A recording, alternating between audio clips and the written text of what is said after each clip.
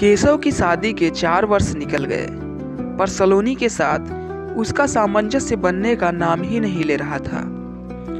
छोटी छोटी बातों में सलोनी अक्सर बुरा मान जाती। केशव को समझ में नहीं आता कि अपनी संगिनी को कैसे मनाए।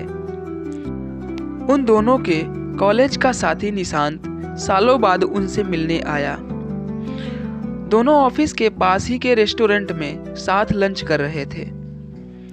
निशांत ने सलोनी से भी मिलने की इच्छा जाहिर की, पर केशव ने बात बदल दिया। इस बात पर उसे संदेह हुआ कि कुछ तो गड़बड़ है। बहुत पूछने पर केशव ने बताया कि वह खुश नहीं रहती है, बात बात पर नाराज होती है, मुझसे भी खुलकर बात नहीं करती और ना ही किसी से मिलना जुलना चाहती है। आखिर मैं क्या करूं? कैसे खुश रहेगी?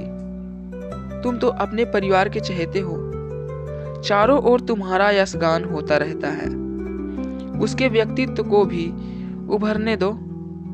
पहले साथ वक्त बिताते थे, न वैसे ही कुछ निजी समय निकालो।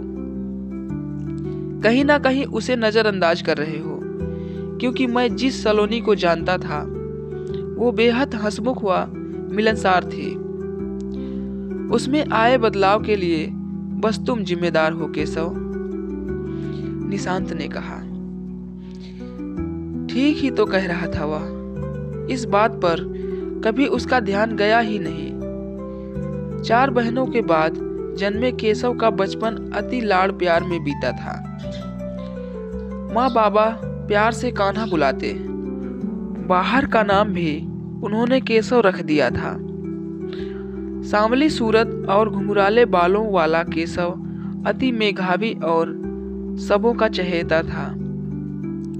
बचपन में स्कूल, फिर कॉलेज में हर जगह उसके मधुर व्यवहार और अलग से व्यक्तित्व के कारण उसे खूब प्रसिद्धि व प्यार मिला। और हाँ, लड़कियां भी दीवानी थी केशव की। पर उसने किसी से दिल ना लगाया था सिवाय सलोनी के। दोनों की दोस्ती थी और शादी भी हो गई। पति के प्यार में कोई कमी ना थी, पर जताने की कला से अनभिज्ञ था। ऐसे अनाड़ी साजन से एक दूरी बनती ही जा रही थी। सलोनी अपने 4 भाई बहनों में सबसे बड़ी थी। उसका कहा कोई नहीं टालता था। एक इसी बात ने उसे केशव के समक्ष कभी झुकने नहीं दिया। दोनों ही अपने परिवारों के बेहद लाडले थे, पर यहाँ सब केशव की ही पसंद की बातें करते, उसको ही खुश रखने के प्रयास किए जाते, जैसे उसके सामने सलोनी का कोई अस्तित्व ही नहीं है। केशव ये, केशव वो, क्या हो रहा था उसे? पहले तो उसे किसी से कोई द्वेष ना हुआ था, पर पहले प्यार भी तो नहीं हुआ था। केशव को उसके मनोदशा की कोई खबर नहीं थी और अपनी ही दुनिया में खोया रहता।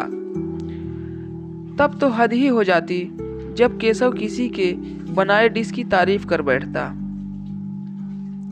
सलोनी को रोने का बहाना मिल जाता। मैं कुछ भी अच्छा नहीं बनाती हूँ, अब तुम मुझसे प्यार नहीं करते, आदि आदि। सबके बीच व्यस्त रहने वाला केशव पत्नी के मन को समझ ही नहीं पाया था। स्त्री का मन समझ सकना सबके बस की बात नहीं। उसे समझने में सिद्धहस्त तो बस कृष्ण ही है, एक संपूर्ण पुरुष, जिन्होंने 2 माताएं, प्यारी बहन द्रौपदी, असंख्य गोपियां, प्रिय पत्नियां और कभी विलग न हो पाने वाली राधा। सभी के मन को समझना और सबके हृदय पर एक छत्र राज करते रहे।